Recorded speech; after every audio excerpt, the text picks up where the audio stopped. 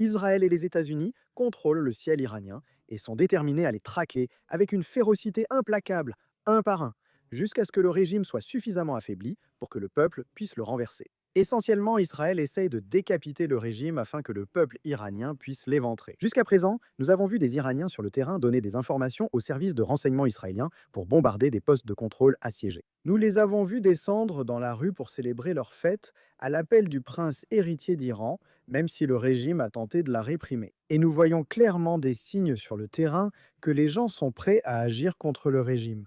Quand vous voyez Israël chaque jour, éliminant les principaux membres de l'appareil de répression du régime, bombardant des bases assiégées et des cibles de sécurité intérieure, et faisant de chaque dirigeant un fugitif en fuite, cela crée des conditions pour que le peuple se soulève et renverse le régime. Si nous ne pouvons pas renverser le régime, au moins le handicaper pour qu'il ne puisse plus s'en prendre à la région. Vous paraissez optimiste et sûr qu'Israël pourrait poursuivre seul si ses objectifs ne sont pas atteints dans 2 semaines?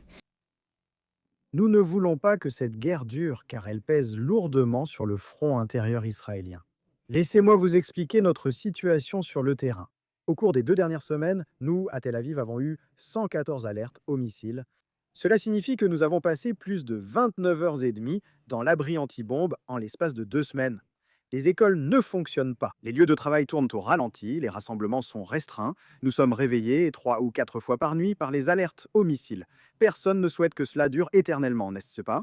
Mais c'est quelque chose que les Israéliens sont prêts à endurer et à payer le prix si cela signifie que la menace iranienne sera éliminée une bonne fois pour toutes. On ne peut pas revivre ce drame dans 6 mois si le régime iranien lance des missiles balistiques, ce qui nous entraînerait ensuite dans une guerre d'usure. Le président Trump évoque un délai de plusieurs semaines. Des responsables de la sécurité israélien estiment que nous en sommes à la moitié, ce qui semble cohérent. Le régime iranien a construit une redoutable machine militaire composée d'armées supplétives et de missiles balistiques afin de mener une politique d'agression dans la région. Et Israël et les États-Unis s'emploient systématiquement à la réduire. Aujourd'hui même, Netanyahou a annoncé que le régime iranien ne peut plus fabriquer de missiles balistiques. Israël est désormais le bouclier du monde arabe. Pendant que les pays du Golfe restent assis à regarder, à se désoler et à rédiger des résolutions à l'ONU, Israël et les États-Unis détruisent les lanceurs balistiques qui visent leur population et les usines qui fabriquent les missiles balistiques destinés à ces lanceurs. Nous faisons donc des progrès incroyables et il reste encore beaucoup à faire. Vous dites que vous faites des progrès incroyables dans la guerre réelle, mais la guerre de l'information, la guerre de la propagande, la guerre de l'opinion publique, ce n'est pas à votre avantage, n'est-ce pas? Cela ne concerne pas seulement le Royaume-Uni, mais aussi la France, l'Allemagne, l'Espagne et même les États-Unis eux-mêmes. Cette guerre est profondément impopulaire. C'est une guerre qui n'est pas soutenue par la majorité du public américain. Pourquoi pensez-vous que vous ne les convainquez pas sur ce front? Écoutez, je dirais qu'il y a deux choses. Premièrement, la plupart des gens dans le monde ne comprennent pas la véritable menace que représente le régime iranien. Les dirigeants mondiaux ont souvent minimisé le problème au lieu d'expliquer que le régime iranien est une menace majeure. Regardez la Grande-Bretagne, qui n'a toujours pas interdit le corps des gardiens de la révolution islamique. Il y a un déni face à la menace du régime iranien et un manque de volonté de l'affronter. C'est l'explication de bonne foi. Passons maintenant à la mauvaise foi. Harry, on vit l'apocalypse de la désinformation. Plus personne ne distingue le vrai du faux en ligne, car l'intelligence artificielle est si performante qu'on croit tout ce qu'on voit, tout en doutant même de ses propres yeux.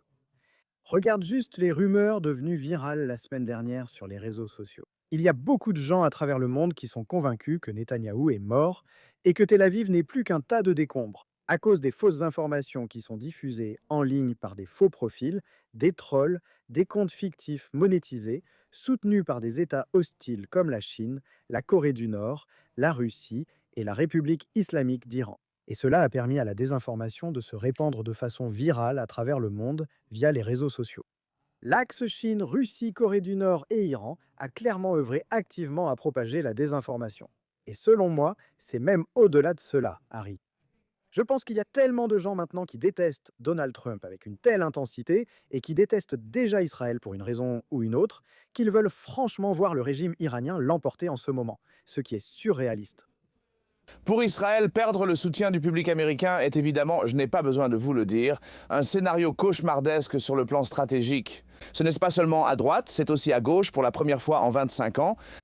Les sondages montrent, et j'ai été stupéfait de le croire, de lire cela, que le public américain sympathise davantage avec la cause palestinienne qu'avec la cause israélienne.